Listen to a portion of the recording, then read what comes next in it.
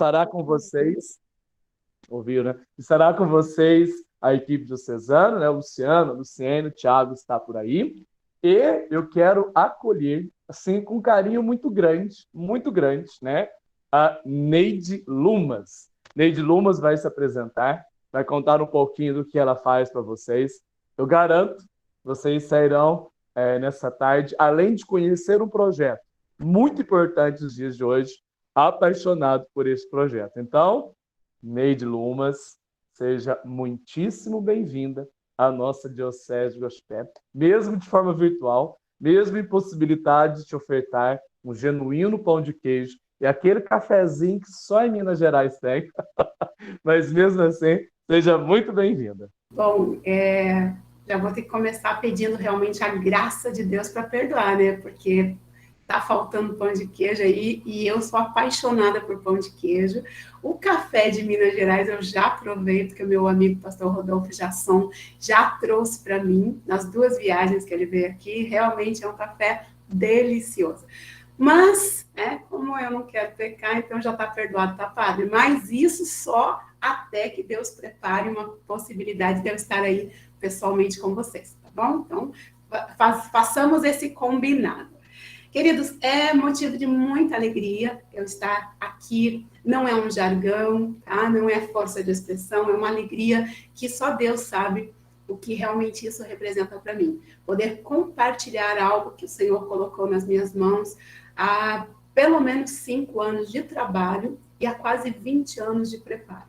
Então, eu tenho trabalhado com prevenção do abuso sexual infantil, num projeto que eu só posso dizer que Deus me deu as estratégias, porque era algo que fervia no coração, e eu acordava e dormia pensando em como ensinar crianças a se protegerem de possíveis abusadores, né?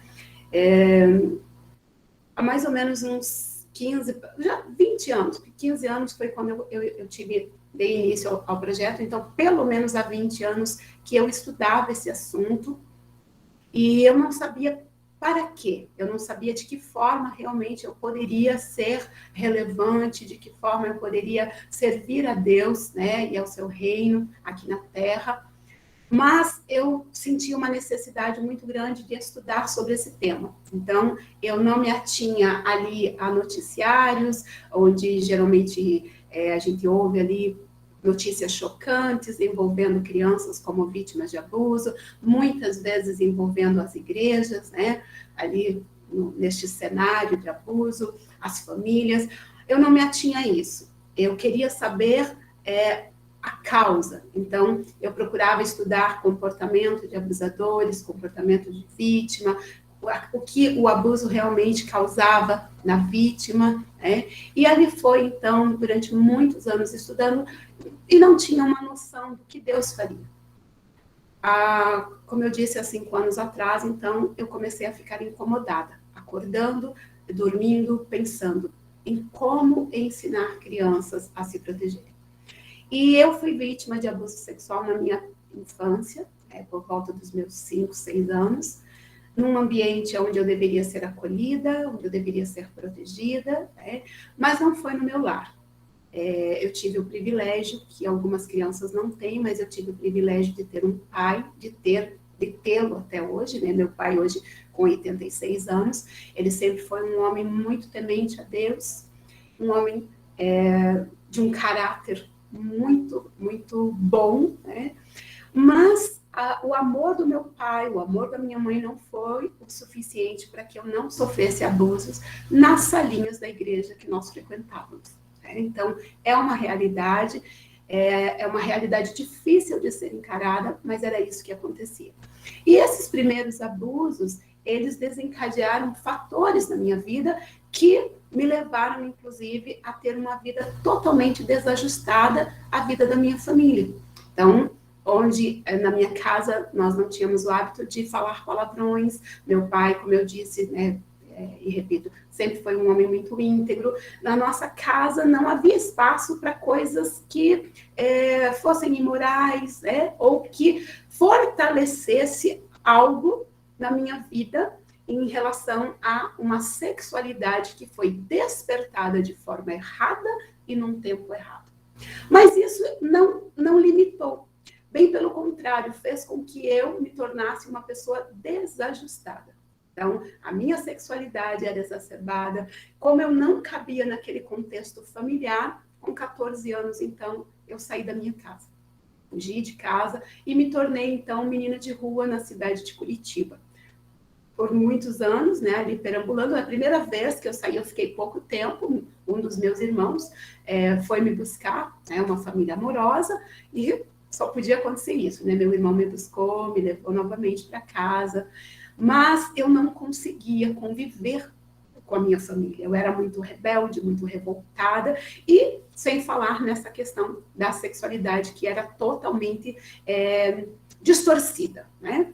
E voltei, então, a fugir de casa e acabei ficando, então, mais 2 anos fora da casa dos meus pais, nas ruas. Meus pais não sabiam onde eu estava, e eu perambulando. Sempre fui uma pessoa muito trabalhadora ou trabalhadeira, né? Então, eu sempre estava saindo de um emprego para outro, uma insatisfação muito grande na minha vida, mas em tudo eu via a mão de Deus. Porque o princípio da palavra de Deus, né, o princípio daquilo que eu podia ter recebido como criança, já estava em meu coração. Então, graças a Deus por isso, porque embora muito da minha vida estivesse desajustado, haviam princípios. E eu me lembro que isso trouxe para mim, inclusive, livramentos, proteção e a proteção de Deus, que algumas das pessoas que conviviam comigo nas ruas não desfrutavam. Não desfrutavam porque talvez não conheceram o que eu pude conhecer na minha infância, apesar ou a despeito, né, de ter sofrido esses abusos. Os abusos que eu sofri na minha primeira infância não foi por adulto. Era um grupo de 3 crianças que provavelmente foram abusados na infância, e eles, então, reproduziam isso comigo. É bem provável que eles tenham sido abusados. Por quê? Porque com o conhecimento que hoje eu tenho, eu posso afirmar, não só por mim mesma, mas por estudos que comprovam que algumas interações por parte de criança, que lamentavelmente muitos profissionais, inclusive, encaram de uma forma muito superficial, muito banal, mas ela é extremamente prejudicial. Então, eu sofri abuso sexual por parte de outras crianças, né? E vocês já devem ter ouvido muita gente falar, e talvez vocês mesmos tenham falado coisas do tipo assim, mas criança com criança, né, não é tão grave assim, né? Criança com criança não é bem abuso, né? Ainda que, falando no sentido jurídico, né, legalmente falando, nós não chamamos, não podemos e não devemos chamar uma criança de um abusador sexual, mas nós precisamos entender a gravidade dessas interações sexuais. Por quê? Porque traz comprometimento. E, dependendo de como podem ser essas interações, elas podem trazer comprometimentos gravíssimos. Então, o ato pode não ser chamado de abuso sexual, mas a interação, ela pode ter, sim, um peso abusivo a ponto de ser extremamente prejudicial àquele que foi envolvido, seja por coerção, né, ou ali, por mais que não tenha havido uma imposição, mas às vezes também acontece, mesmo sendo por parte de criança, né, mesmo que seja ali por consentimento, ainda assim a sexualidade da criança pode ser totalmente deturpada. Bom, eu só quis apresentar para vocês assim, um pouquinho de mim, né, para falar da urgência, o senso de urgência que Deus plantou em meu coração.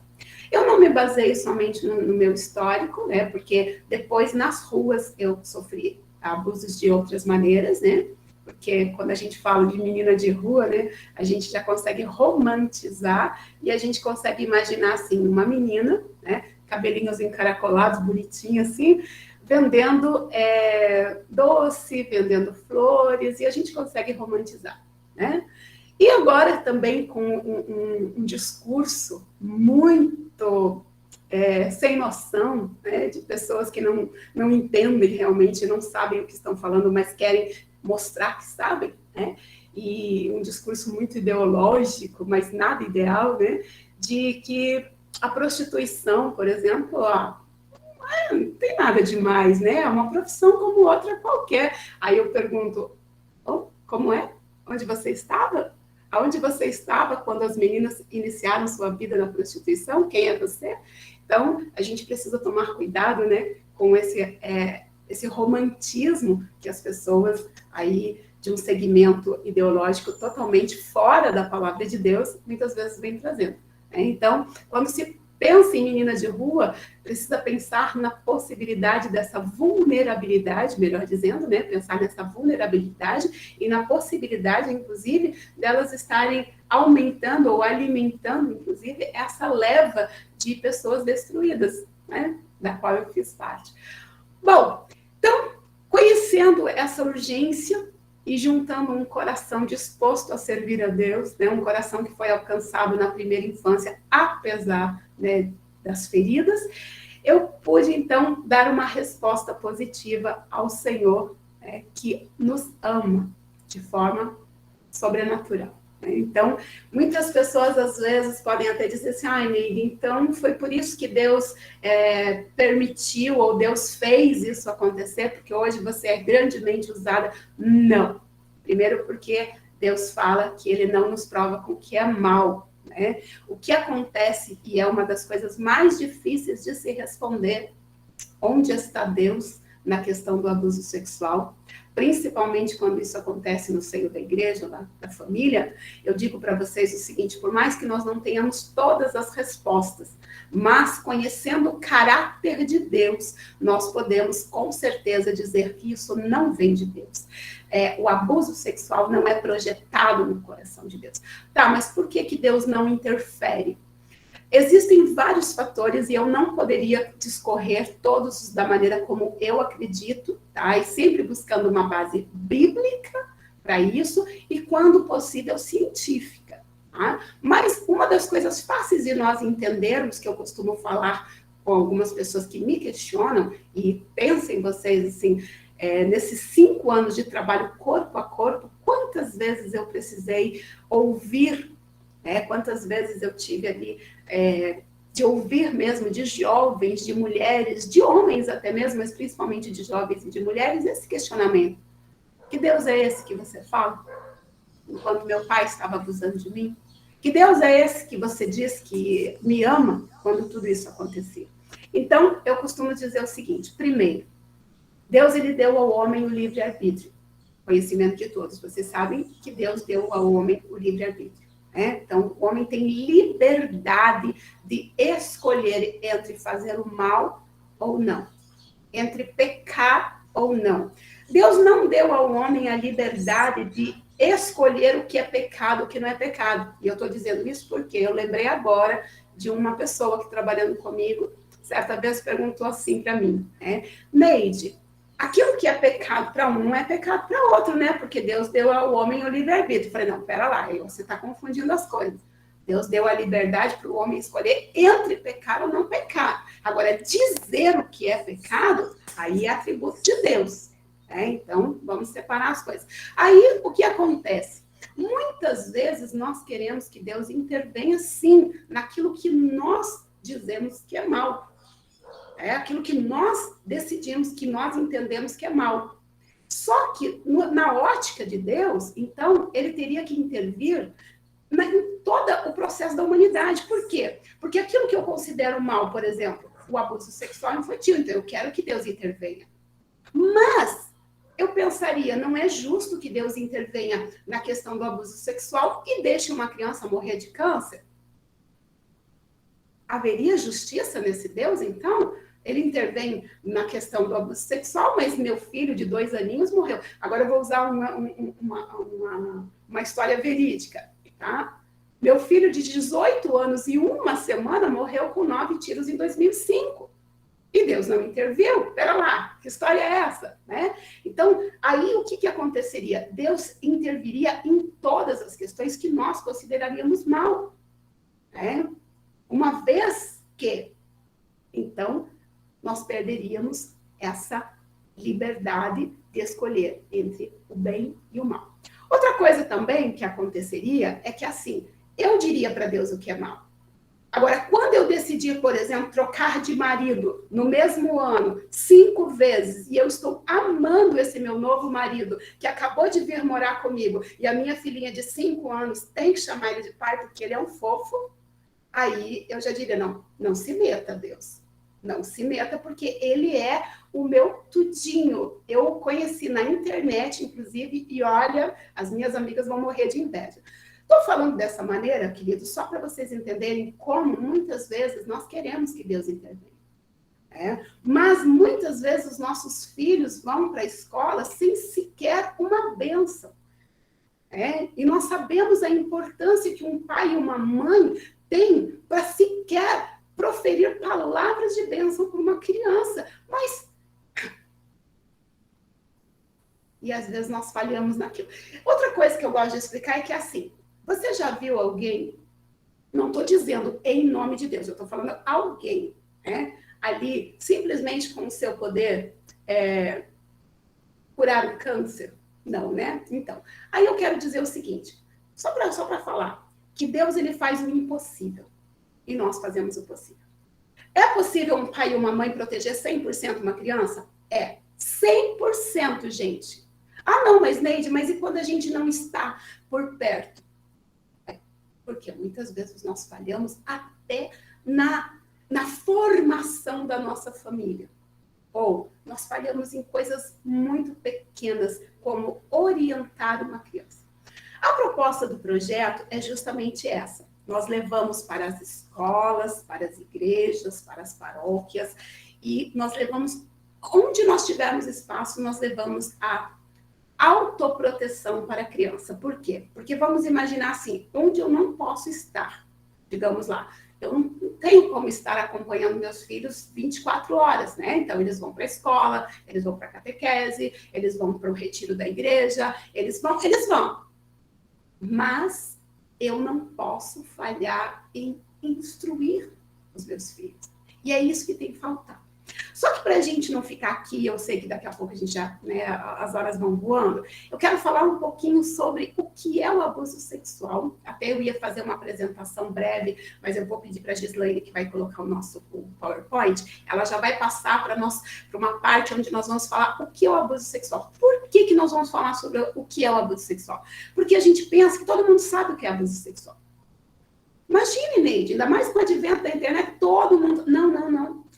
Olha, nesse meu novo livro, inclusive, porque esse aqui é a metodologia do projeto, que vocês podem estar adquirindo, Chá de Bonecas e Encontro de Heróis, e esse aqui é o meu novo livro, o Padre Johnny já leu, né? Padre Johnny, depois, por favor, faz uma foto aí, me manda, que eu quero postar, porque assim, quanto mais a gente falar, mais a gente alcança vidas, né? Nesse novo livro aqui, eu falo, e eu menciono, inclusive, sobre uma atriz global, que ela não sabia a diferença entre abuso sexual. E vocês não fiquem pasmos, e também não fiquem se sentindo assim, meu Deus, como que eu não sabia isso tudo? Ninguém nasce sabendo.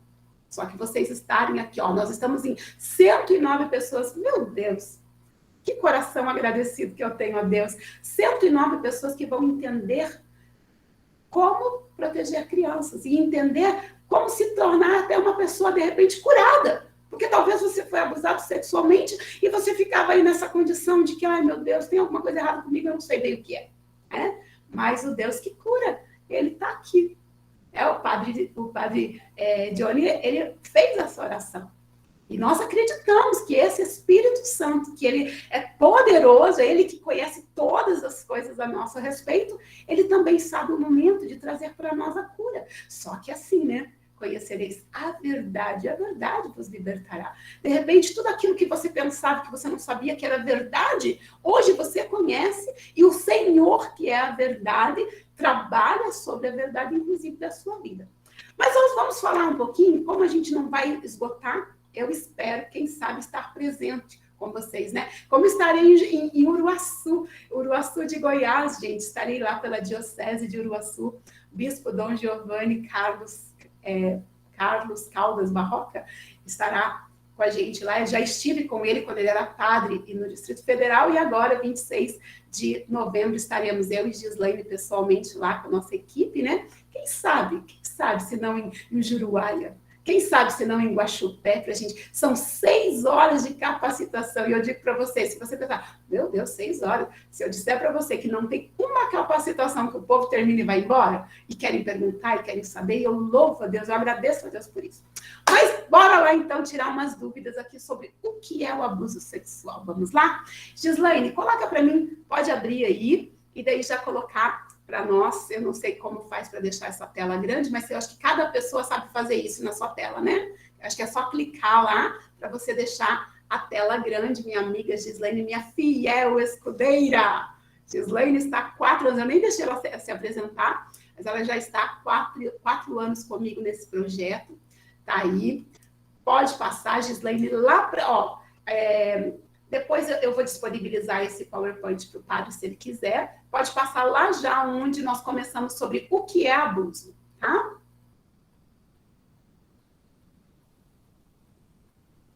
Opa, será que deu? Eu perdi aqui, se apareceu para mim e depois saiu. Tá tudo ok? Acho que Gislaine... Aí, pronto. Aí, pronto. Tá todo mundo vendo? Dá um joinha para mim aí se tá todo mundo vendo o PowerPoint, tá, né? Ótimo. Pode passar, Gislaine, então, que essa primeira parte é a apresentação que a gente faz. Deixa eu só comentar aqui, ó. Pode parar um pouquinho aqui, só para vocês saberem o seguinte. Esse trabalho que nós fazemos com as crianças, nós temos 3 pilares nele. Ele é todo lúdico, vocês vão poder conhecer lá nas minhas redes sociais. Por favor, procure lá. Neide Lunas, Chá de Boneca. Seja no Instagram, Facebook, YouTube, vocês vão encontrar. Neide Lunas, Chá de Bonecas.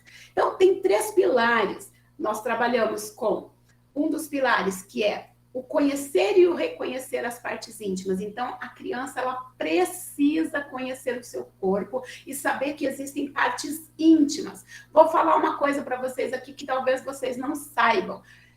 3 partes são as partes íntimas. 3 partes, tanto dos meninos quanto das meninas. Por quê? Porque nós trabalhamos com a parte que é o mamilos de meninos e de meninas, quando é pequeno. Este é o nome correto, mamilos. Aí nós explicamos que quando ela cresce, a menina chama de seio, o menino chama de peito, peitoral. A gente permite que as crianças tragam para nós os apelidos que elas conhecem. Não somos nós quem falamos, nós só auxiliamos e depois a gente fala que isso são apelidos, mas que o nome correto é, para as meninas, quando cresce, chama de seio, os meninos chamam de peito, mas também de mamilos. Aí a minha pergunta é o seguinte: você sabia que mamilos, peitinho de menino, para pedófilo, é uma parte erótica? Uma parte do corpo que é íntima? Por isso nós ensinamos isso para as crianças, tá?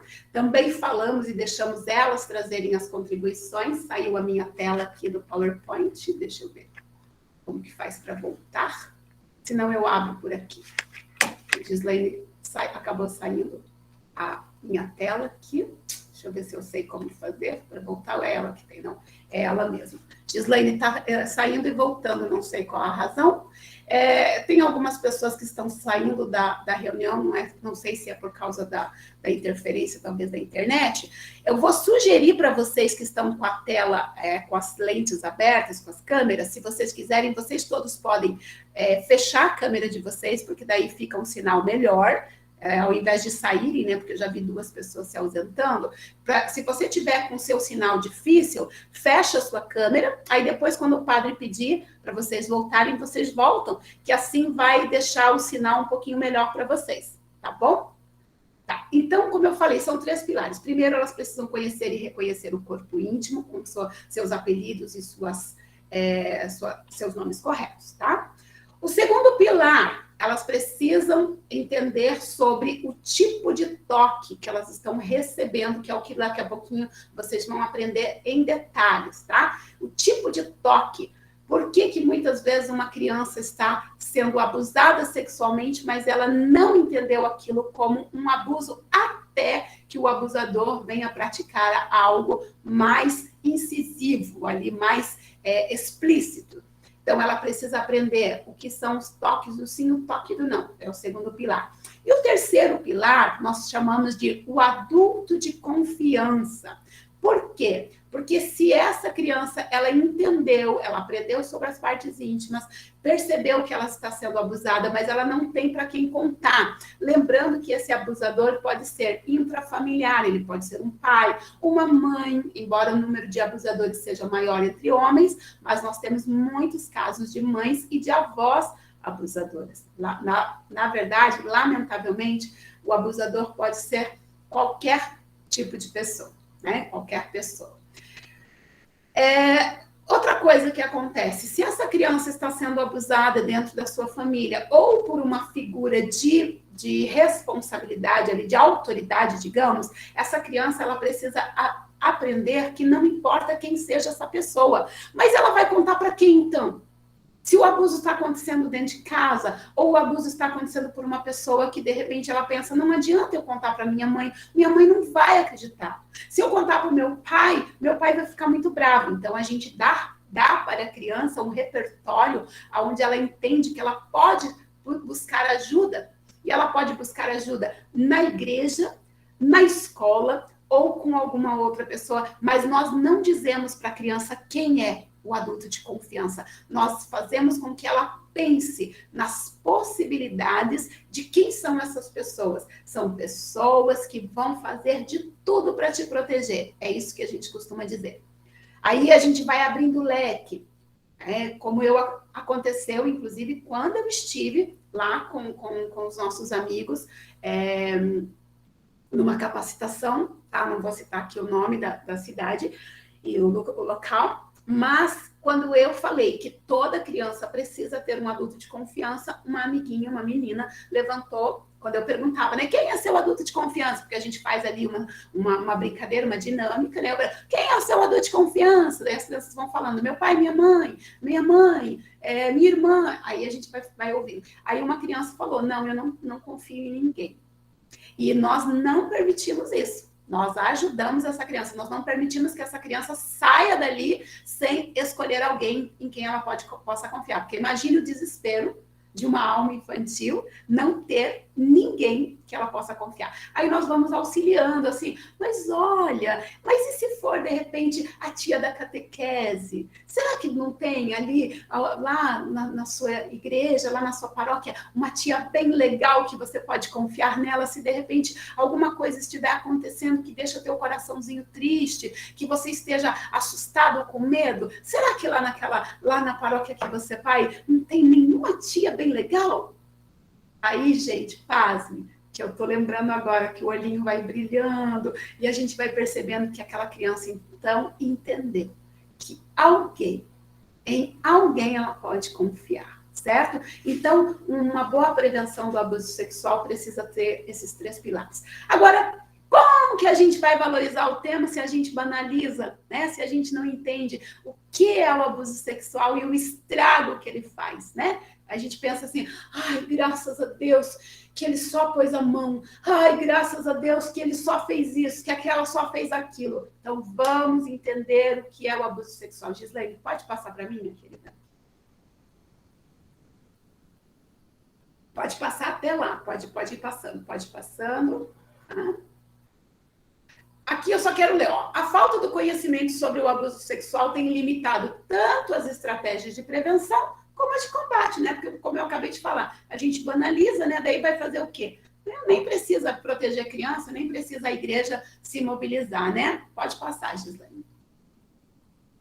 Vamos pensar, então, o que é o abuso sexual. Mas antes eu quero falar com vocês uma coisa que acabou de me vir aqui, porque eu tenho um acordo com o Senhor Espírito Santo, né? Ele que nos faz lembrar, é isso que está escrito na Bíblia, que ele nos fará lembrar. Eu digo assim, Senhor, me ajuda a esquecer tudo que não é para esse momento, me ajuda a lembrar tudo que o Senhor quiser comunicar a este teu povo e neste momento, né? E é interessante, porque daí vocês imaginem, sem nenhuma soberba, não quero parecer aqui, né, uma pessoa soberba, mas assim, com todos esses anos lendo, estudando e também falando muito, se eu fosse falar tudo que eu quero falar, a gente ficaria aqui dias, né? Então a gente tem esse acordo. Eu acabei de lembrar o seguinte: por que a igreja precisa se envolver nessas questões?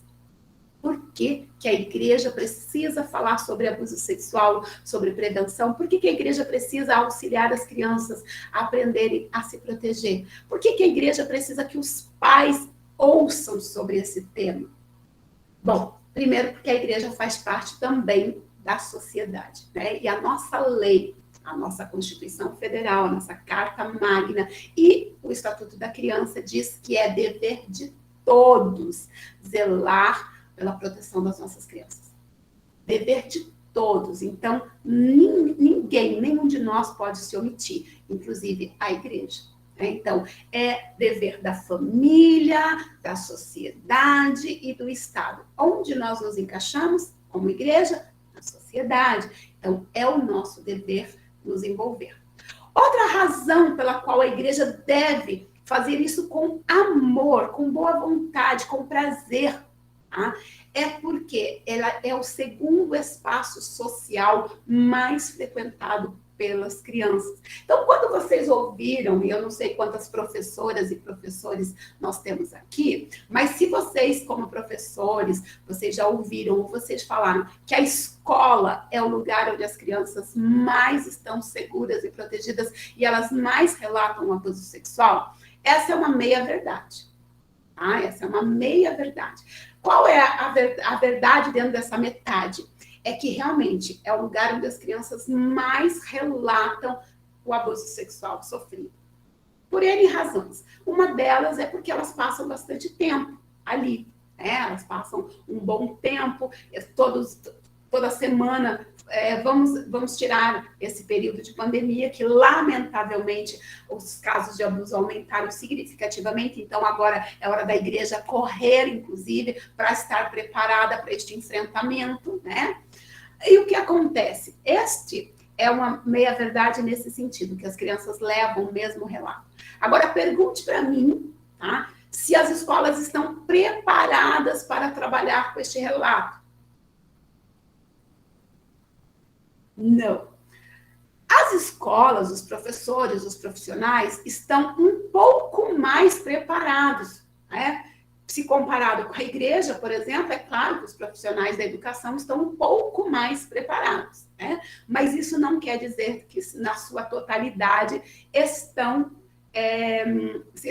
preparados. Por quê? Muitas vezes não sabem como fazer este acolhimento, não sabem como fazer a escuta espontânea, que é quando a criança ela conta espontaneamente sobre um abuso sofrido, e porque existe a escuta, que é a escuta segura, né? Que é agora, inclusive, nós temos aí como mecanismo de atuação nessa questão do acolhimento, que são profissionais, que essa escuta, meu Deus, me fugiu a expressão correta, mas é uma escuta que é feita por profissionais capacitados para não fazer a revitimização da criança, que antes, né, de ter esse profissional e ter essa ferramenta, a criança, cada vez que ela ia, por exemplo, para o conselho tutelar, ela tinha que contar o abuso sofrido. Aí ela ia falar com o juiz, ela tinha que contar. Daí ela ia falar com mais não sei quem, ela tinha que contar. Eu estou vendo que está aparecendo para mim aqui umas mãozinhas levantadas.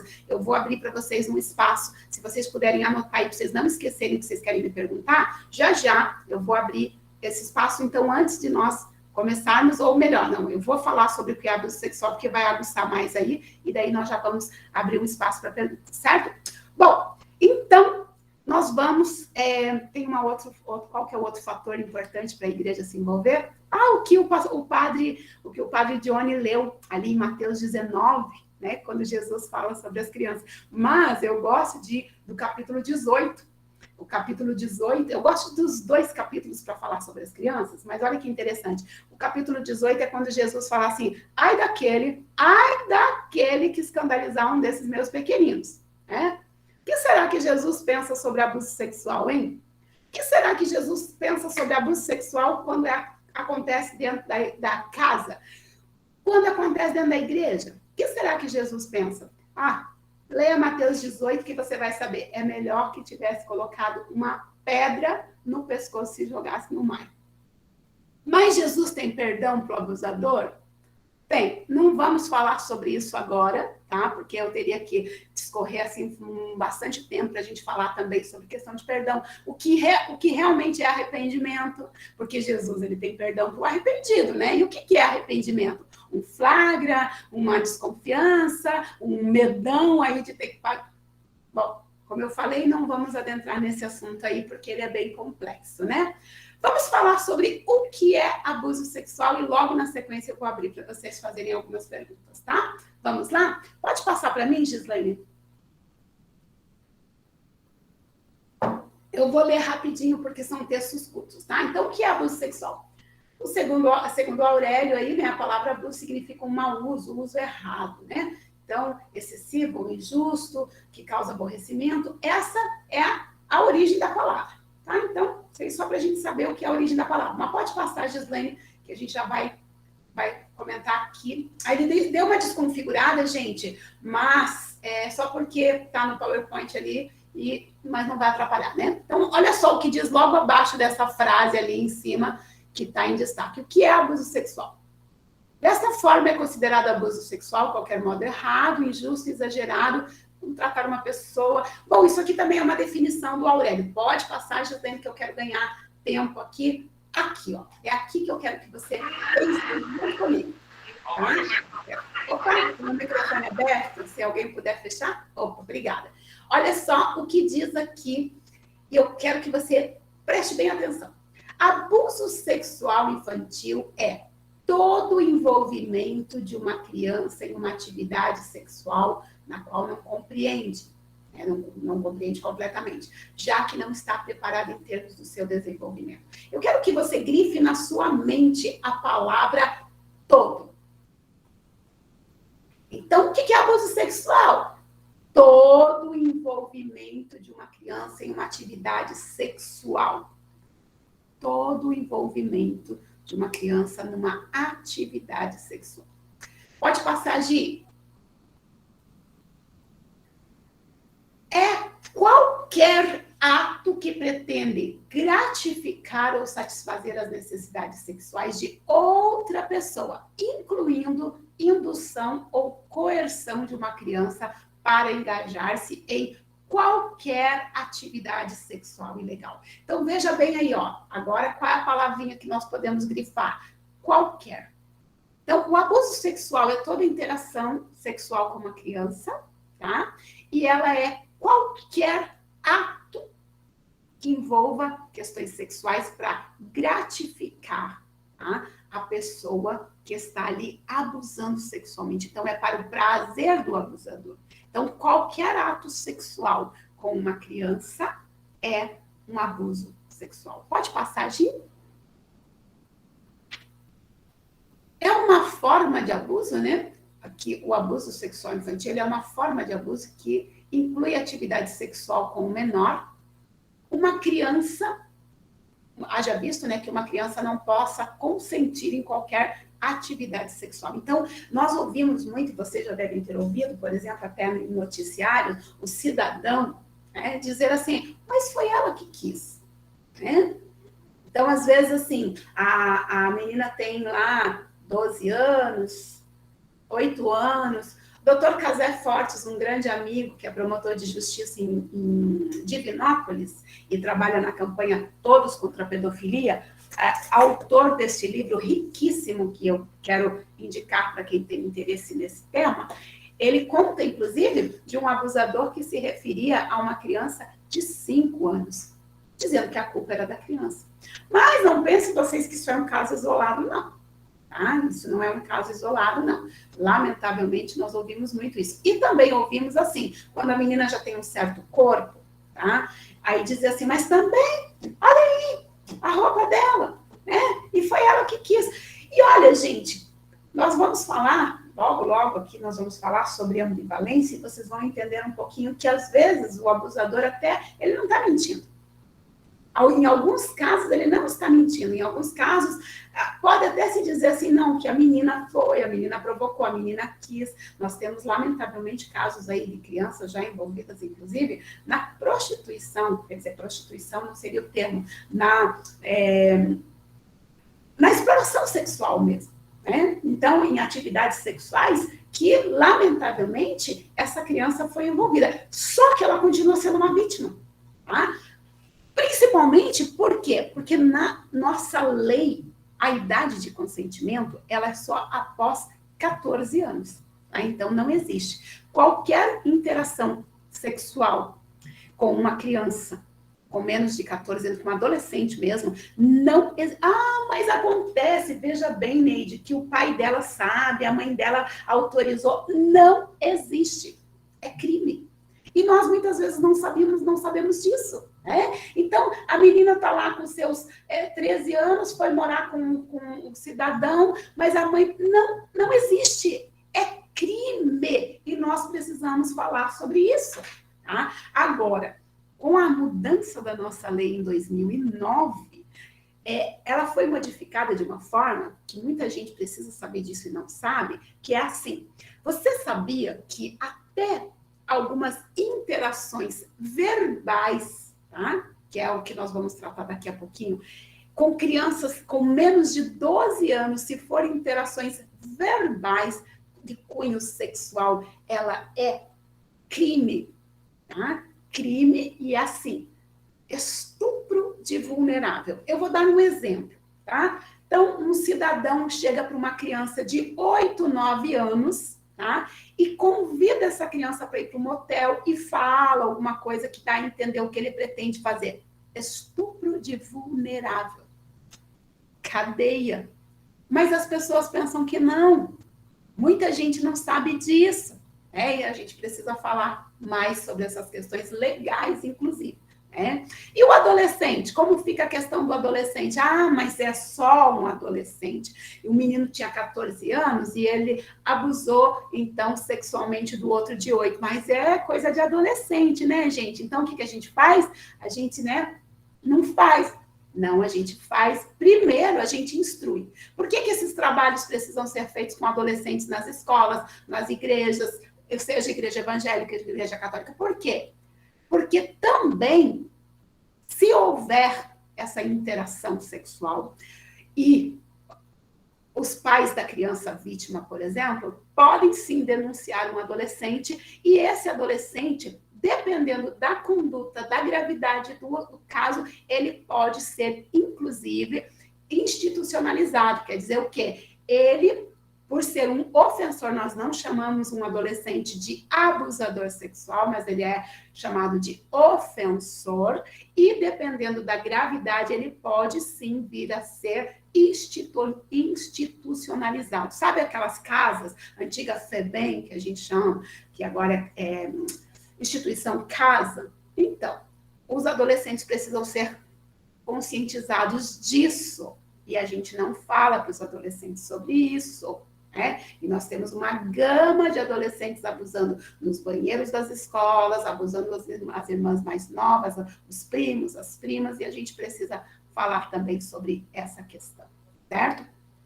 Bom, e criança com criança? Criança com criança, como eu já falei e vou repetir, legalmente a gente não vai chamar, mas os pais podem vir, sim, a ter que responder por algumas questões aí envolvendo criança também, dependendo da gravidade do assunto, Pode passar, Gislaine, para a gente ganhar tempo aqui. Vamos só falar que existem dentro dessa questão do abuso sexual, o Dr. Dan Bialender, que é o autor deste livro, que eu também menciono ele no meu livro chamado Lágrimas Secretas. Depois, quem tiver interesse, pode me chamar no PV aí, que eu vou estar, ou pode me seguir, me chamar nos directs da vida, que eu vou passar para vocês umas dicas de literatura também. O Dr. Dan Bialender, que ele fala ali no seu livro sobre duas categorias de abuso sexual, que é o contato sexual e a interação sexual. Dentro da categoria de contato sexual tem o nível severo e o nível menos severo. O nível severo envolve qualquer tipo de toque físico que objetive o despertamento do desejo sexual físico ou psicológico na vítima ou naquele que comete o abuso, né? Relações sexuais forçadas ou não, sexo anal ou oral, estimulação forçada ou não da vagina, incluindo a penetração e no pênis, carícia nos mamilos ou qualquer forma de simulação de uma relação, né? Forçar ou convidar uma criança para assistir cenas ou imagens pornográficas que despertem seus desejos, tá? Pode passar? Nível menos severo. Beijos sensuais forçados ou não, toque nos mamilos, nádegas, coxas ou genitais, ainda que por cima da roupa, né? E o Dr. Dan Bialender, ele explica, né, que independente da gradação de severidade descrita acima, né, todo contato sexual não apropriado é perverso e é danoso à vítima. Então, o Dr. Dan Bialender, ele explica o seguinte: toda pessoa que foi vítima de abuso sexual, ela terá algum comprometimento. Ai, Neide, espera lá. Eu fui abusada sexualmente, mas eu não tenho nenhum problema. Ó, minha vida sexual é normal, não fui para a prostituição nem para as drogas, não me tornei... Não, tá tudo bem comigo. Só tem uma coisa. Eu não tenho amigos e eu não gosto de pessoas que ficam, quando vêm falar comigo, tocam em mim. Não vou dizer para você que você foi vítima de abuso, mas o Dr. Dan Bialender, ele explica o seguinte, que pode ser que traços que a gente chame de traços de caráter, ou de personalidade, ou de temperamento, tenham mais a ver com o resultado, sim, de abuso sexual, do que o que a gente possa imaginar.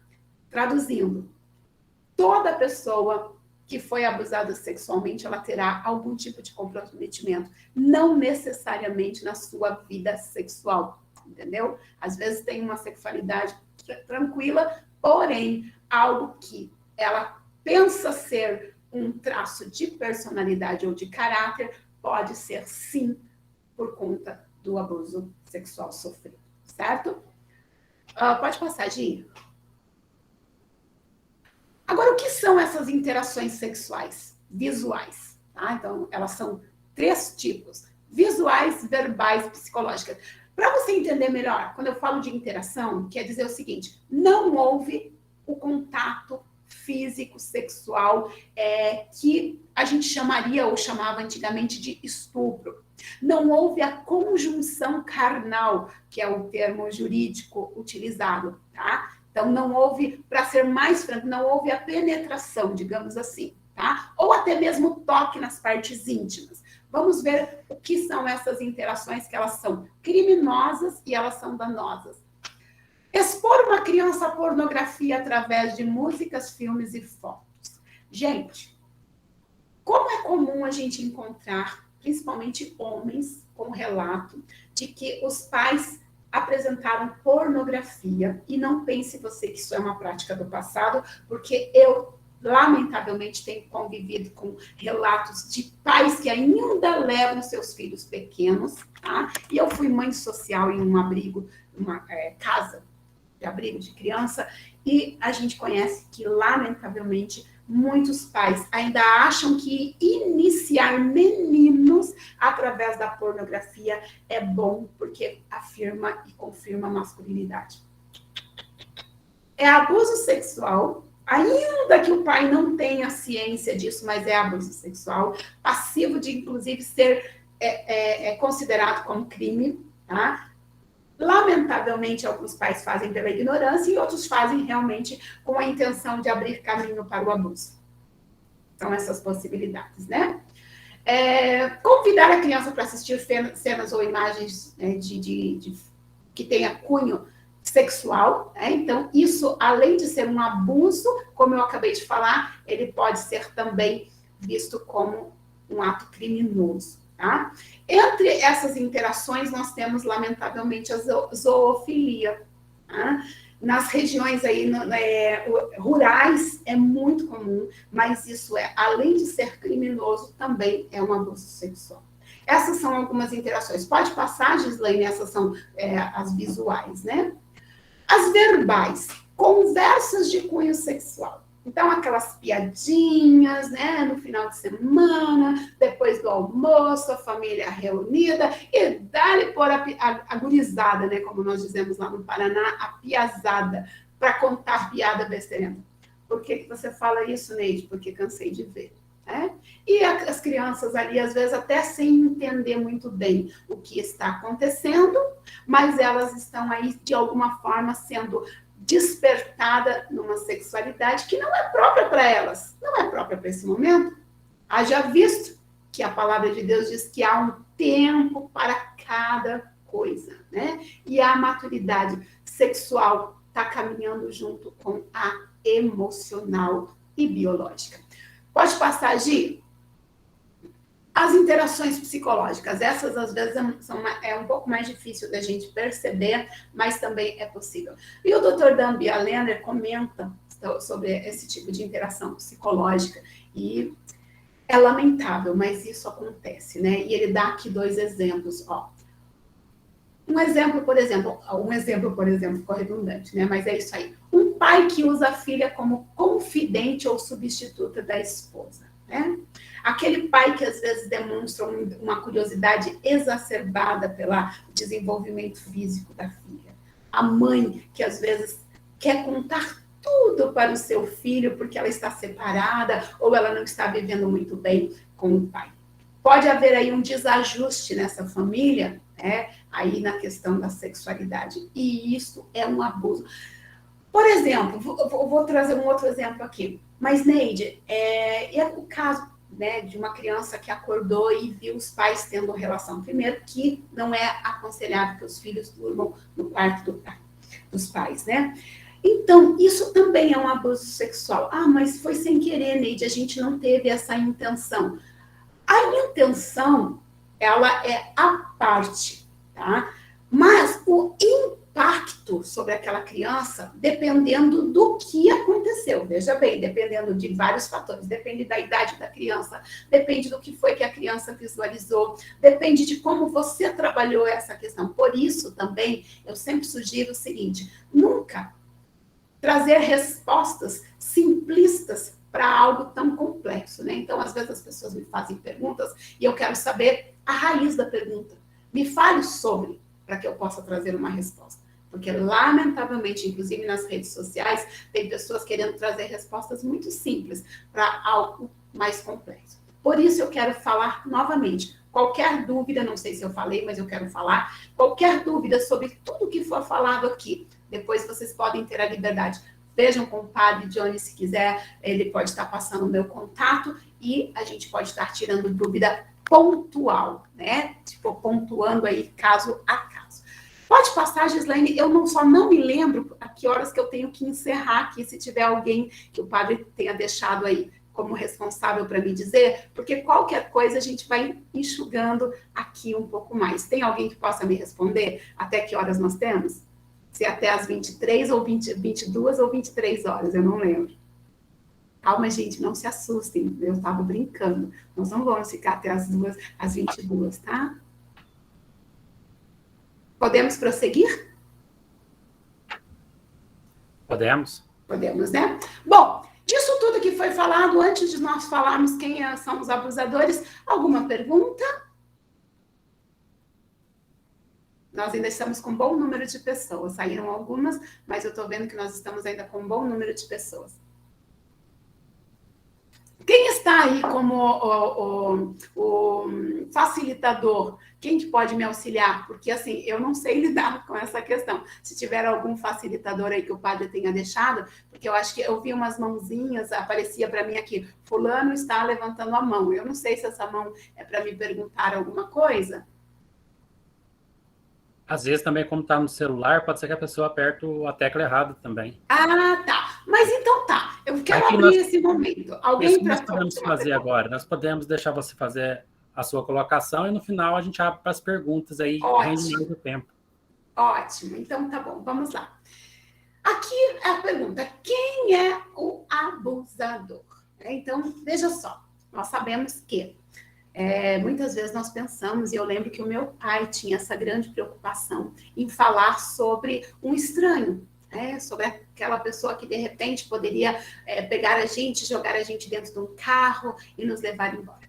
Mas as estatísticas e os estudos, elas têm mostrado ao longo dos anos que o maior número de abusos tem acontecido dentro dos lares, dentro das casas, é o maior número de abusos. Então, nós ficamos apavorados e devemos ficar apavorados mesmo com o número de abusos que acontecem envolvendo as igrejas? Sim, com certeza. Precisa ser denunciado? Sim, precisa ser denunciado. A postura do Papa tem sido uma postura muito positiva em relação a isso, e eu louvo a Deus pela vida dele, essa postura firme no combate à pedofilia. Mas, lamentavelmente, o número de abusos que acontecem dentro das famílias é ainda muito maior. Aí, certa vez, uma amiga ainda falou para mim, Neide, mas será que isso não é uma manobra desse grupo de esquerda, este grupo com esse viés ideológico contrário à palavra de Deus e que quer, então, destruir a família tradicional? Será que não é uma estratégia midiática, de repente, com essa finalidade? E eu, então, disse para essa minha amiga, olha, eu gostaria de concordar, de repente, e dizer para você que é isso mesmo, mas, lamentavelmente, não é uma estratégia. O maior número de abusos acontece, sim, envolvendo as famílias. E por vários fatores. Um dos fatores a gente percebe que é essa rotatividade. Então, nós temos hoje, e vocês devem observar isso, nas igrejas também, essa rotatividade de família, né? Então, casamentos desfeitos, casa e separa, então acaba trazendo essa diversidade de família. Outro fator também é que, assim, por causa das famílias mosaico, né, que são essas famílias que o pai que tem filho de um outro casamento, que tem filho do terceiro casamento, que vem para um quarto casamento, a mãe que veio do segundo, que veio do terceiro, que veio do quarto, que tem um filho de um, filho do outro. Esse casamento mosaico, essa família mosaica, também facilita o cenário tanto para o abuso praticado Lara, obrigada, Cida. Se você, fecha para mim aí o seu microfone, querida, por gentileza. Obrigada. Eu acho que já fechou. Obrigada. Então, e também nós estamos com um número muito grande de abusos praticados por adolescentes, que geralmente abusam de irmãos mais novos e de primos. Isso é muito comum. É um número muito gritante. Só que muitas vezes não é considerado. Por quê? Ele também não é notificado. Por quê? Os abusos que acontecem dentro da família, por pai, por padrasto, por avós, já é subnotificado. Por N razões, né? E quando acontece por um filho, é muito mais difícil de ser notificado.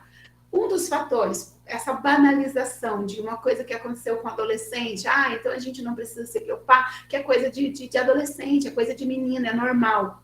Não, precisa ser tratado. Se não vai ser denunciado, se de repente vai ser, mas pelo menos precisa ser tratado com um acolhimento correto e às vezes para um encaminhamento, até para que esse adolescente não venha se tornar um abusador ali e quem sabe até desenvolver, porque pedófilo, embora alguns acreditem que pedófilo nasça pedófilo, não, isso só se ele tivesse nascido com uma doença no sentido patológico, não de uma parafilia, como é o que a gente explica, inclusive, dessa diferença de uma parafilia para uma doença mental, são duas coisas totalmente diferentes, tanto que um abusador, por mais que ele seja clinicamente provado ali que ele é um pedófilo patológico, ele não é inimputável. Por quê? Porque ele tem ciência e controle. Ele deveria ter controle absoluto. Não existe aquela coisa, mas é porque ele é um doente. Tá? Também não vamos entrar aqui com profundidade, porque é outro assunto muito, como que eu posso dizer? Muito melindroso, né, para nós tratarmos aqui em pouco tempo, mas vocês podem, inclusive, ter mais detalhes no meu livro Hora do Banho, se vocês quiserem adquirir, certo? Bom, o que eu estava falando mais aqui? Sobre essa questão dos abusos que acontecem dentro de casa, né? Agora nós falamos aqui que o abusador, e eu já falei, vou repetir, o abusador ele pode ser qualquer pessoa em qualquer ambiente. Eu tenho ouvido muito das mães dizerem assim, mas eu nunca deixei minha filha sozinha. Não, nunca deixei minha filha sozinha. Aí eu vou perguntar para vocês, claro que vocês não vão poder me responder, mas só para vocês se situarem aí. Quantos de vocês viram um vídeo recente de um atendente de uma ótica? Ótica, lugar que vende óculos, tá? Que ele abusou sexualmente de uma criança. Fração de, não vou dizer de segundos, mas assim, pelo menos uns 2 minutos ele teve de liberdade com aquela criança, tá? Talvez 1 minuto foi o suficiente. A mãe estava no mesmo local, só que a mãe estava distante com um outro filho, olhando óculos, e ele, então, saiu de trás do balcão, foi até a criança, pegou os óculos e provava na criança, tá? E ele fez isso, tirando e pondo o óculos umas 2 vezes. Enquanto ele fazia isso, ele pegou a mãozinha da criança e levou a mãozinha da criança às suas partes genitais. Bom, a mãe estava ali.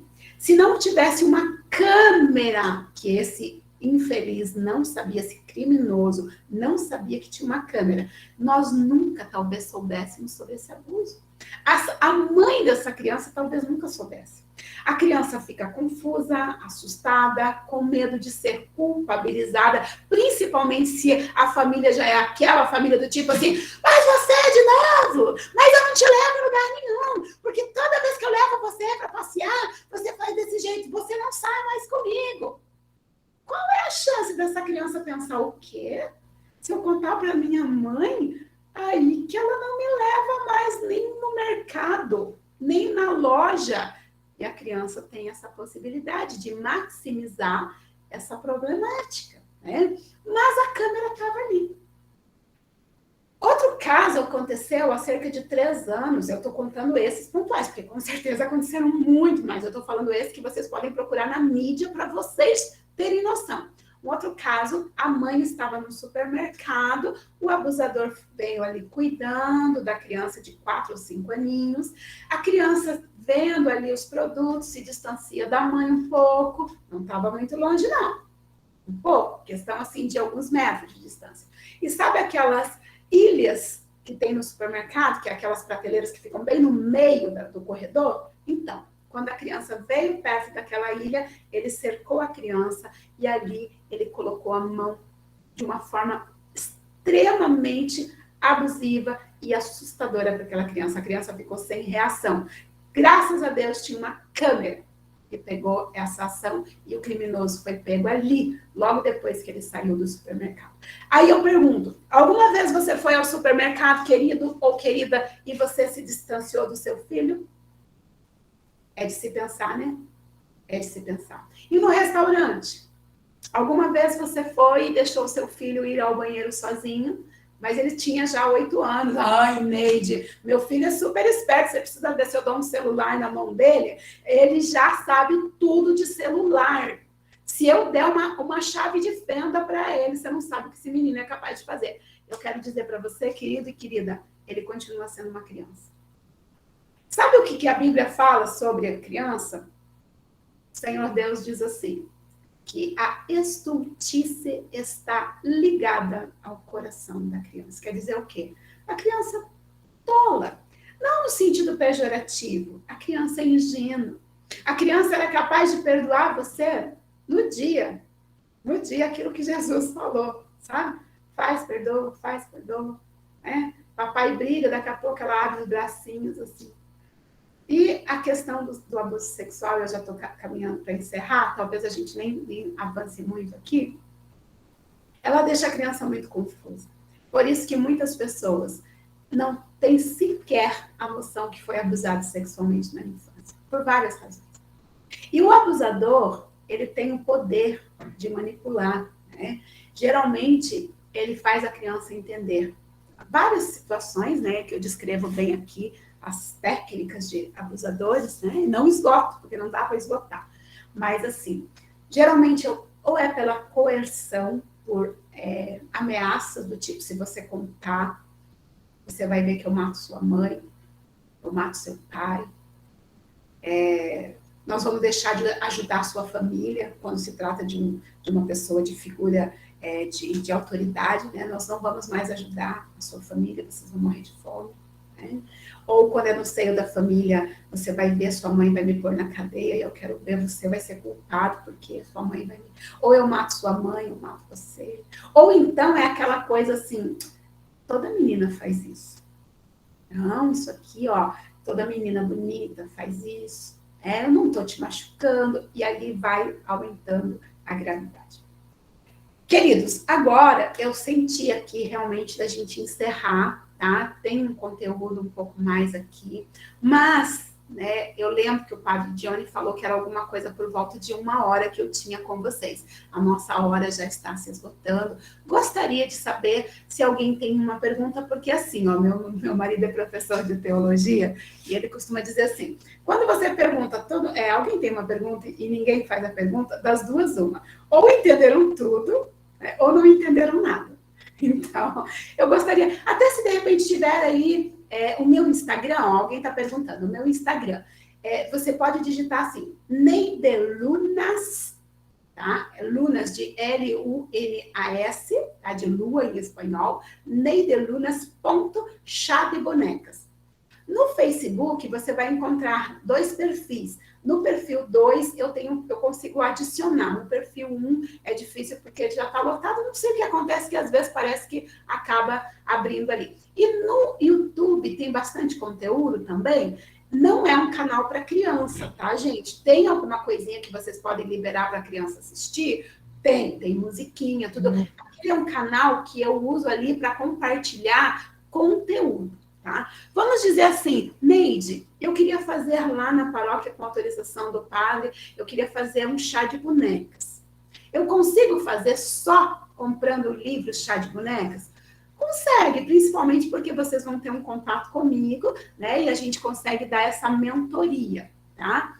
Mas, se nós, né, futuramente, eu vou insistir com o padre Johnny, pode ter certeza disso. Quem sabe a gente ter uma capacitação presencial, eu vou ficar mais feliz ainda. Mas, de acordo com a urgência, se não houver essa condição, mesmo porque eu também só sou uma, né? Eu tenho aí a Gislaine que me ajuda, nós viajamos sempre em duas. Conhecendo essa necessidade, essa urgência, gente, eu digo para vocês que às vezes eu vou dormir 2 horas da manhã auxiliando pessoas à distância, tá? Esse projeto já foi feito em Angola, em Moçambique, tá? Já foi feito na África, em Moçambique, já foi feito na Espanha, em Madrid, já foi feito na Suíça em duas cidades, deixa eu ver se eu vou lembrar, Luzerna e a outra que eu não lembro o nome. E já foi feito no Peru, tá? E aqui no Brasil, de vez em quando eu coloco uma hashtag assim, chá de bonecas e encontro de heróis, gente, eu encontro esse projeto espalhado. E o meu desejo é que ele continue se espalhando. A única coisa que eu peço é assim, que procure manter o máximo de fidelidade à proposta do projeto, porque esse projeto, ele foi elaborado, e eu creio realmente que ele veio do coração de Deus. Mesmo quando eu não tinha uma base científica, um argumento científico, o Senhor Deus já havia me dado estratégias que depois eu passei a encontrar, de acordo conforme eu fui me aprofundando nos estudos, eu fui encontrando ali coisas que eu posso dizer, gente, ó, eu faço isso nesse projeto, por quê? Porque o benefício é esse. Teoricamente falando, cientificamente falando, tem essa aqui, entendeu? Coisas assim que Deus só veio confirmando nesses 5 anos, e isso vem do coração de Deus. O povo ficou 400 anos ali no cativeiro, no Egito. De repente, Deus desce para conversar com Moisés e diz assim, tenho visto a aflição do meu povo. Aí ele diz assim, ouvi o clamor, então desci. Nós sabemos que abuso sexual infantil não é de hoje que acontece, mas eu acredito que Deus ouviu o clamor e ele desceu. E o Senhor Deus desceu de forma tão linda que esses dias eu ouvi o Dom Giovanni explicando, o meu amigo Dom Giovanni explicando sobre o sínodo, e a sinodalidade, e eu falei, meu Deus, que coisa linda, quer dizer que o povo quer ouvir, que o Papa quer ouvir o seu povo? Que maravilha! Porque nós temos muitas pessoas aí que foram feridas e agora vão poder falar, mas antes disso a gente chega com prevenção, que tal? E essa fica a minha proposta. Mergulhem sobre esse assunto, conheçam sobre esse assunto. Se vocês quiserem, eu envio pelo correio, tá? Tanto um quanto... Esse aqui está esgotando, tenho poucos exemplares, que é a metodologia do livro. Fico à disposição aí com a autorização, né, dos padres responsáveis por vocês. Fico aí à disposição para auxiliar à distância, para mentorear, né? Tá aqui. Olha só, um dos melhores livros que eu quero indicar para vocês, além dos meus, já quero para depois abrir para vocês fazerem perguntas, ó. Tem o meu livro Chá de Bonecas, Encontro de Heróis. Tem o meu livro Hora do Banho, que o padre Johnny já leu. Tenho esse livro da Igreja Católica, dos padres Giovanni Gucci e Hans Zollner. Padre Hans Zollner, ele trabalha lá no Vaticano diretamente com este assunto. Vocês já devem ter ouvido falar do nome dele. Padre Hans Zollner, este livro, gente, Igreja e Pedofilia, uma ferida aberta. Quando eu indiquei para o Dom Giovanni, que na época era padre lá, ele já correu, já comprou o dele, e eu sugiro que vocês adquiram também. Se vocês não conseguirem anotar, depois pode me perguntar. Pensa num livro maravilhoso. Olha, ele está todo grifado, porque eu fiz um mergulho nesse livro, e eu encontrei aqui aqueles 3 pilares. Lembra que eu falei dos 3 pilares? Quando eu estava lendo, eu falei, meu Deus, eles têm aqui os 3 pilares e eu não sabia. Esse livro também indico, super indico. Abuso sexual, aconselhamento de vítimas. Esse aqui é só para tratar de vítimas de abuso crônico. Quer dizer, só para tratar, não. Uma arma abençoadora para tratar sobre abuso crônico. Neide, o que é abuso crônico? Imagine aquela criança que toda noite o abusador ia lá, que o corpinho dela tremia, que ela se escondia, que ela tentava se esconder, mas ela sabia que aquele abusador, toda noite, ou toda semana, ou todo mês, ainda que seja, ele vinha. Essa nós chamamos de uma vítima de abuso crônico. É chamado também de sobrevivente, porque o dano é muito grande, tá?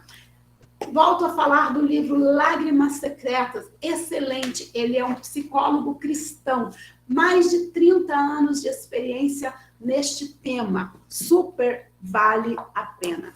Tem também este livro aqui de uma psicóloga, Aspectos Psicológicos da Dinâmica Familiar. Eu também menciono ela nos meus 2 livros, porque é um livro excelente. É aqui nesse livro que eu costumo dizer o seguinte: toda mulher, principalmente, prestem atenção, mulheres, tá? Toda mulher, geralmente, ela tem aquele tinozinho, que só pode ser um presente de Deus para nós, só que muitas vezes nós ignoramos. Daí é aquela coisa assim, depois que aconteceu, eu achava mesmo estranho que ele só queria dar banho na minha filha.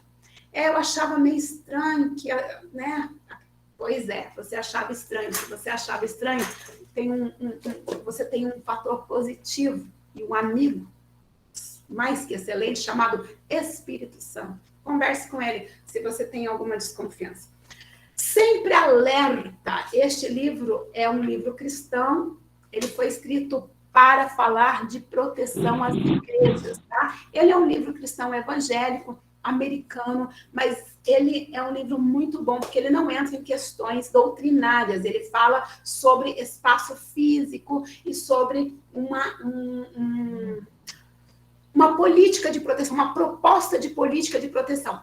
Como ele está um pouco descontextualizado por causa das nossas leis, eu apresento alguma coisa no meu novo livro, o livro Hora do Banho, e também num livro que eu acabei de escrever, melhor, um capítulo, não é um livro, um capítulo a convite com vários autores, aonde nós estamos tratando. Ele vai ficar mais ou menos como esse da Igreja aqui do padre Hans Zollner. Ele aqui fala só sobre abuso sexual nas igrejas católicas, e este que eu fui convidada a escrever um capítulo falando só sobre abuso sexual nas igrejas evangélicas, tá?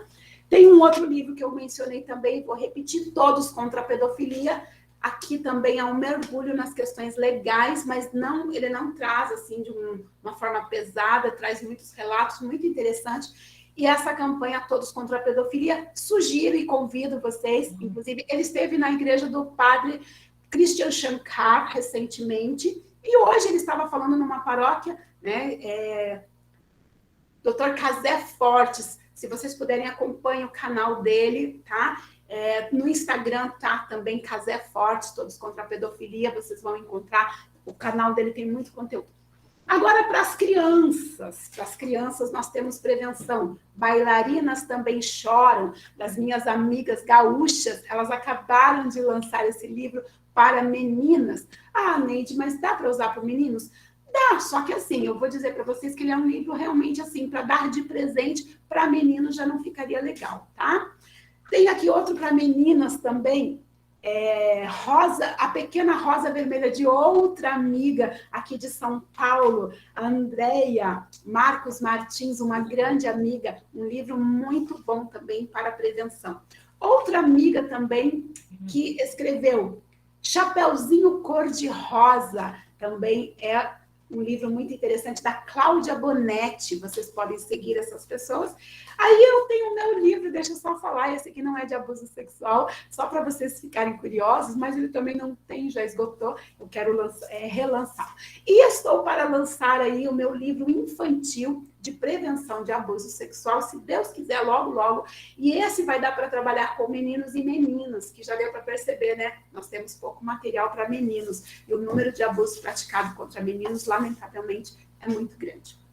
Queridos, alguma pergunta, alguma dúvida? Porque eu só tenho a agradecer.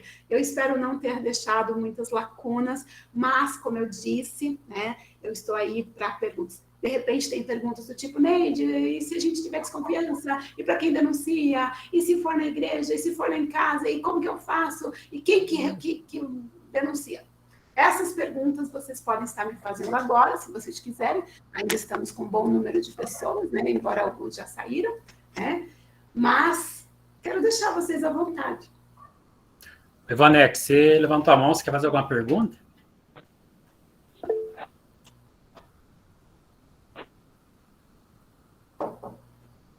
Bom, alguém está falando parabéns, eu agradeço, obrigada, mas vocês são parceiras aí, né? Eu escrevi lá a pergunta, Luciano. Deixa eu ver se eu acho aqui, que eu sou um pouco difícil aí com esse negócio de... Deixa eu ver tá aqui, ó. Mas eu vou... tá.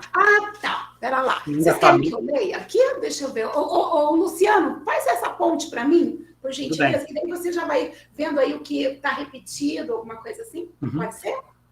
A Ivonete pergunta, quando a família expõe ou estimula meninos e meninas a danças e músicas eróticas, é considerado o quê?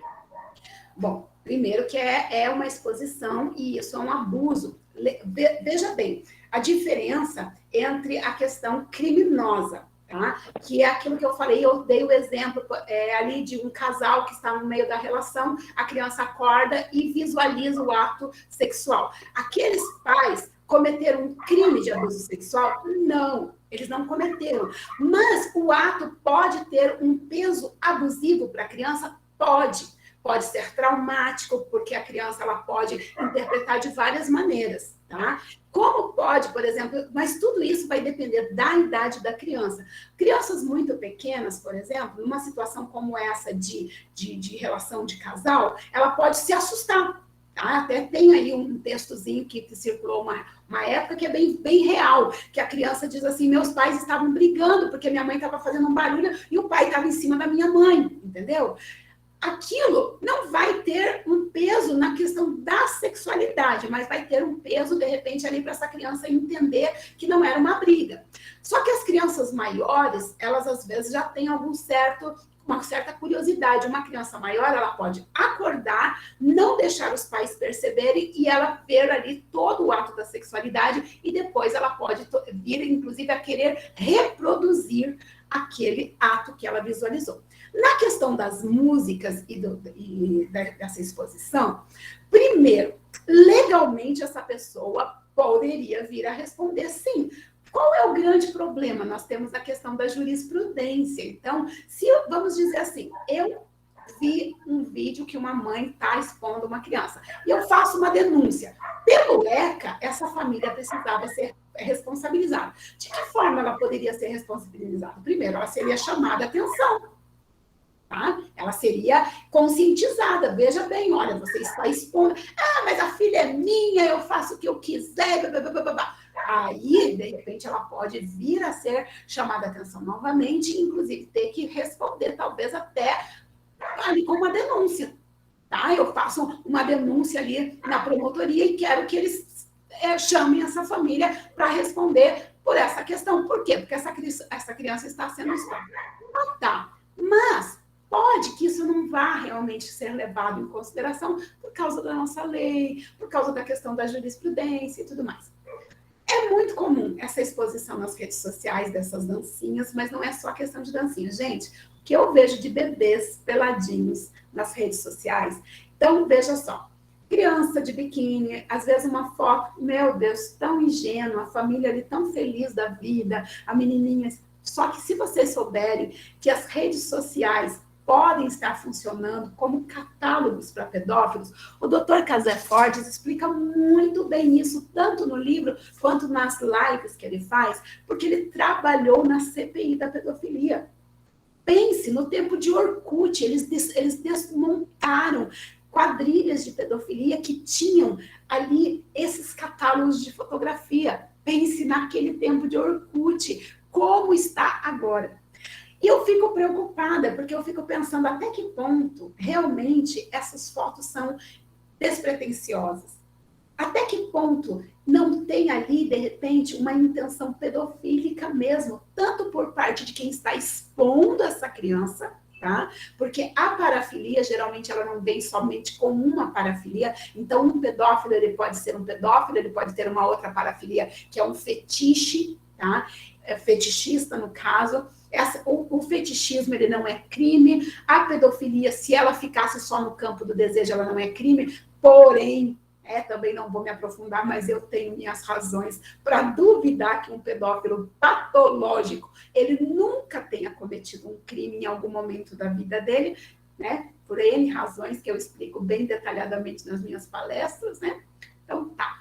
Mas é isso. Então, respondendo à pergunta dela, pode sim ser considerado um abuso sexual, ainda que não de forma criminosa.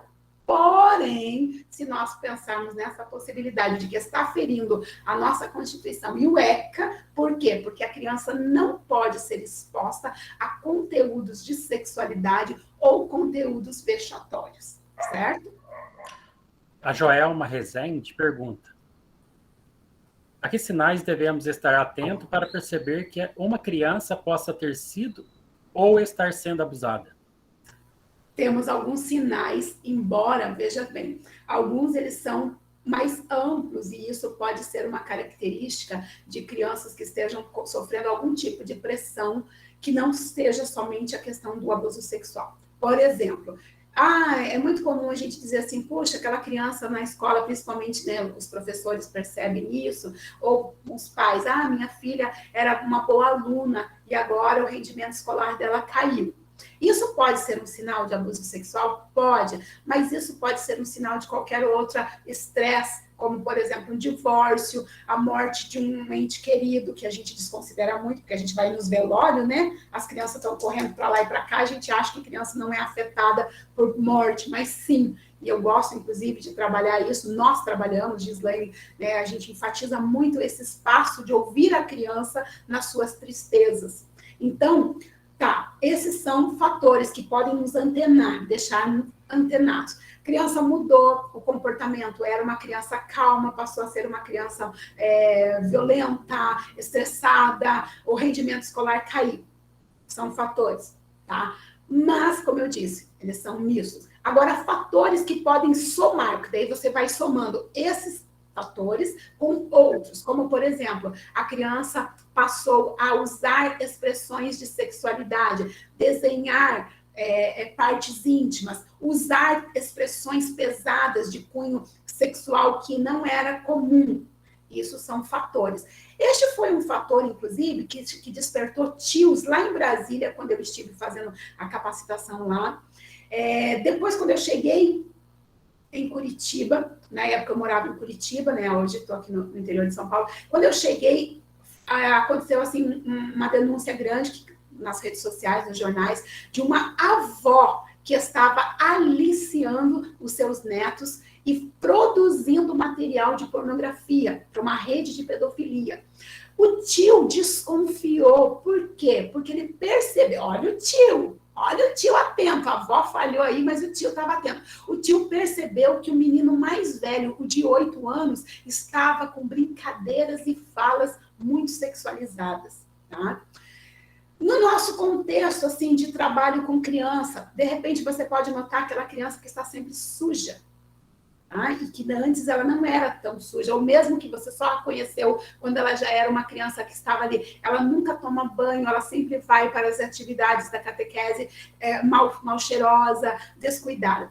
Pode ser porque toda a família é negligente e a pobreza, a extrema pobreza, pode. Mas saibam vocês que isso pode ser um mecanismo de defesa para uma criança abusada. Tá? Por quê? Porque é muito comum a criança usar isso como um mecanismo de defesa. Se eu não tomar banho, se eu fizer xixi na cama, ele não vai vir tocar em mim. Entende? Então, esses podem ser sinais. Crianças que já foram desfraudadas, principalmente as crianças muito pequenas, crianças que foram desfraudadas e voltam, regridem e voltam a fazer xixi, a fazer cocô, também pode ser sinal de possível abuso sexual. Pode ser sinal de um outro estresse? Pode, mas são mecanismos aí que a gente pode, sinais que a gente pode ficar mais atento, tá? Esses são. E daí, é claro, tem aqueles outros sinais mais visíveis que as mães, principalmente, podem perceber. Na hora do banho é muito importante, gente. Por isso, eu também não aprovo essa questão do banho em família, por N razões, tá? Uma porque eu acredito que não é bom, não é positivo, a questão da nudez, biblicamente falando, não deve acontecer. Tá? Se nós formos pautar ela à luz da Bíblia, essa coisa de pai e mãe tomar banho com criança não deve acontecer. Tá? Mas existem outros fatores que eu explico nas capacitações também, né? E uma delas é a familiarização da criança com o nu, que pode estar muito favorável para o abusador, porque a criança já está familiarizada com essa questão do nu. E daí, aonde que fica difícil? Porque tá na hora da higiene, que precisaria ser aquele cuidado ali, mais minucioso, até para se notar se tem alguma vermelhidão, se tem algum ferimento, às vezes o banho vai ser tão ali, né? Porque a desculpa de uma mãe, para mim, foi assim, que a gente ganha tempo. Bom, se você está querendo ganhar tempo até na hora do banho do seu filho, talvez precise rever alguns conceitos aí. Mais alguma pergunta? Nós temos muitas perguntas, mas nós vamos ter que deixar para um outro momento, ou nós encaminhamos. Ótimo! Eu também, né? Depois eu até quero conversar com o Padre Johnny, se ele me permite, mandar para vocês uma avaliação, para vocês pontuarem algumas coisas do tipo, olha, foi positivo, tudo que foi falado eu já sabia, não tinha nenhuma novidade, mudou a minha vida, mudou minha forma de ver, como igreja, como pessoa. Eu quero mandar para vocês, se o Padre Johnny permitir, né? Eu vou estar mandando para vocês aí, ele encaminha, depois vocês mandam para ele, ele me passa, tá bom? Tá. Gente, eu só tenho a agradecer, tá? É nós que queremos agradecer você pelo excelente trabalho que você faz e muito esclarecedor para nós como catequista, porque nós também trabalhamos nesse processo de evangelização, o contato direto com as famílias, com as crianças, com os jovens. Então, nós não podemos pensar no processo de evangelização só entre 4 paredes. Nós temos que olhar o ser humano, ou seja, olhar aquela criança que vem até nós, o jovem, o adulto, para perceber como que ele vive, qual que é o trauma que ele carrega de trás, qual é a alegria, o que ele traz dentro do seu coração, para que aí sim o processo de evangelização possa realmente tocar o coração daquela criança, daquele jovem ou daquele adulto. Então, nosso imenso agradecimento pelo carinho, pelo seu trabalho que você colocou para nós tão bem aí, um pouquinho, mas nós acreditamos que vamos ter outras oportunidades, porque nós não podemos parar por aqui, porque é um trabalho assim fundamental para nós catequistas, para também conhecer os nossos catequizando-os. A Luciane quer falar alguma coisa?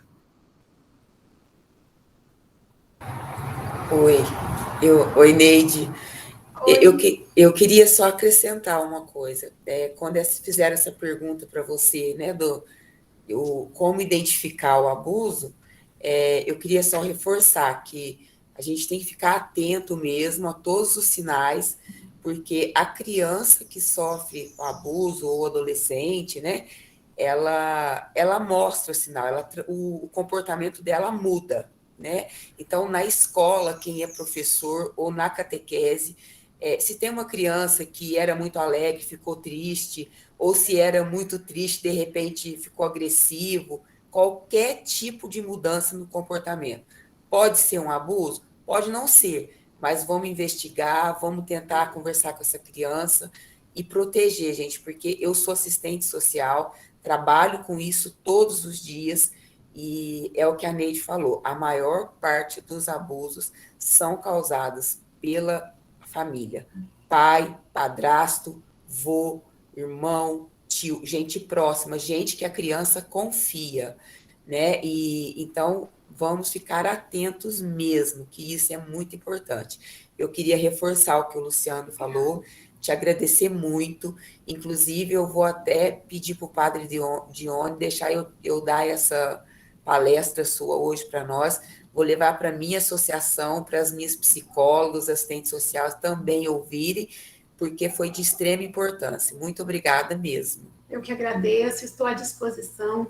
E só fazendo um link ali junto com o que o Luciano falou, né? E você também.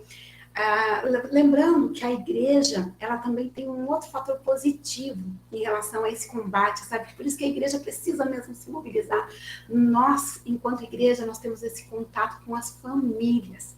Então, as escolas, elas têm algum contato com a família, mas é mais superficial. O contato é maior com a criança.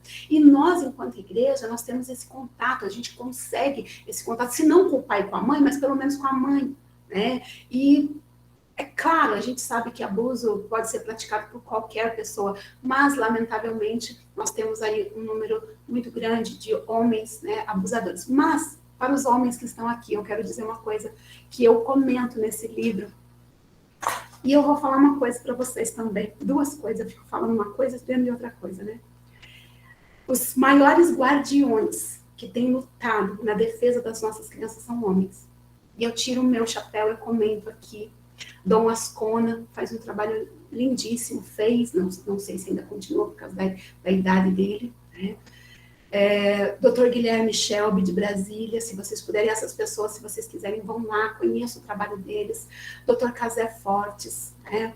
Pastor Washington Sá também tem um trabalho muito bom, entre outros. E um diferencial que a Igreja Católica tem, que eu achei muito positivo.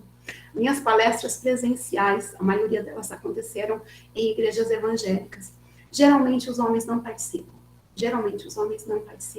É assim, para cada 30 mulheres, geralmente a gente tem lá 3 ou 4 homens, é um número muito pouco. Tá? E a primeira vez que eu fiz um trabalho numa catequese, numa paróquia, né, que foi lá no Recanto das Emas, que o padre, que agora é Dom Giovanni, me levou, nós tínhamos quase 50% de homens. Gente, eu fiquei maravilhada. Isso é muito importante, porque nós acreditamos realmente que uma das ferramentas que nós temos a nosso dispor é a informação. É a informação. Né? E depois nós temos aí o amor de Deus, o Deus restaurador, nós temos o Espírito Santo. Nós, enquanto igreja, nós temos aí muitas vantagens. Mas a luta que nós enfrentamos também é muito grande, né? Nós precisamos nos posicionar. Por isso, mais uma vez, muito obrigada. Como vai ficar gravada, deixa eu externar aqui, Padre Johnny, minha gratidão. Que Deus o abençoe grandemente. E eu espero realmente, enquanto eu tiver tempo, agenda, pernas, condições, eu quero poder estar com vocês. Contem comigo naquilo que for possível, né? Eu vi que tem outras perguntas aqui. Pode me mandar essas perguntas, sim, que eu vou estar respondendo. Eu até prefiro responder de forma bem minuciosa, porque cada caso é um caso, tá bom? Só isso que eu tenho para dizer. A minha amiga Gislaine, eu queria saber, alguém fez algum print? Agora nós estamos somente com 70, mas eu vi que nós chegamos a 109 pessoas, é isso? Isso, 110. 110 pessoas, se vocês tiverem algum print, não sei se alguém fez. Também preciso saber do Padre Johnny se a gente vai poder divulgar, se eu posso divulgar essas fotos, né? Se tudo bem para vocês, tá bom? Certo. Muito obrigada.